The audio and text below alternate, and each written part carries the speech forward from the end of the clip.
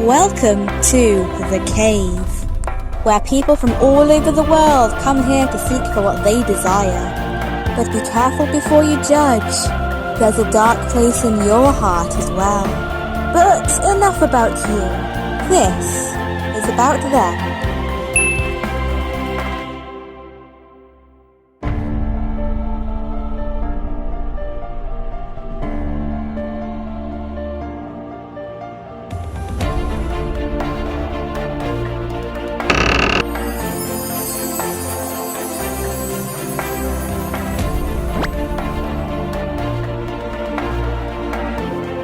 This is the story of the Time Traveller. Welcome to the future, the year 2701, where everyday people would travel by hovering transportation. And look, there's our main character for the story. You know, the one in the yellow car? That's the Time Traveller. And she was just your average, insanely jealous time-travelling worker. The Time Traveller was doing her normal futuristic morning routine as usual, travelling to work. The Time Traveller worked for the Museum of Ancient History, and that was where she parked her hover car. She then stepped out and hovered her way to the building, only to skid to a halt when she saw his face on a projector.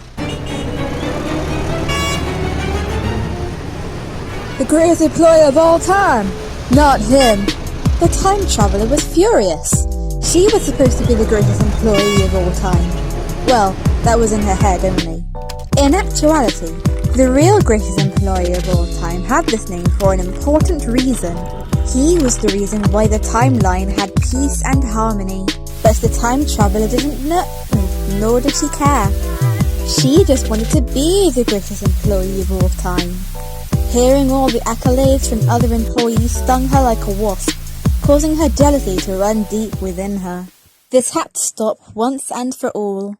Later that night, a plan was hatched. The Time Traveller sneaked into the museum, bypassing security, and made her way to the most popular exhibit, other than the dinosaur enclosure. After stealing a laser dagger, she climbed into the time machine and travelled to the prehistoric era.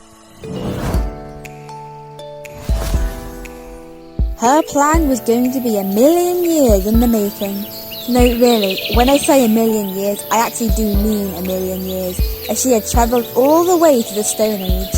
The Time Traveller sneaked through the thickets and bushes, trying to avoid stinging nettles in the process.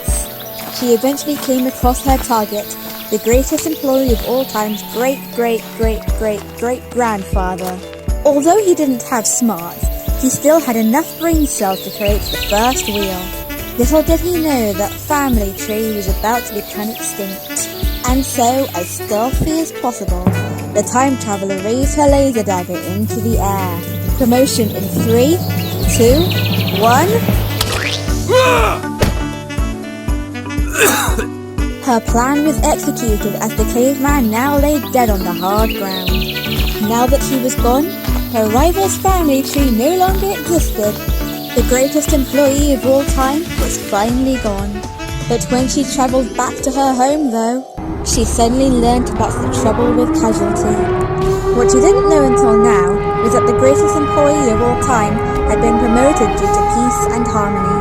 But now that he no longer existed, the future she grew up in had turned into an unfamiliar, dark and dystopic future.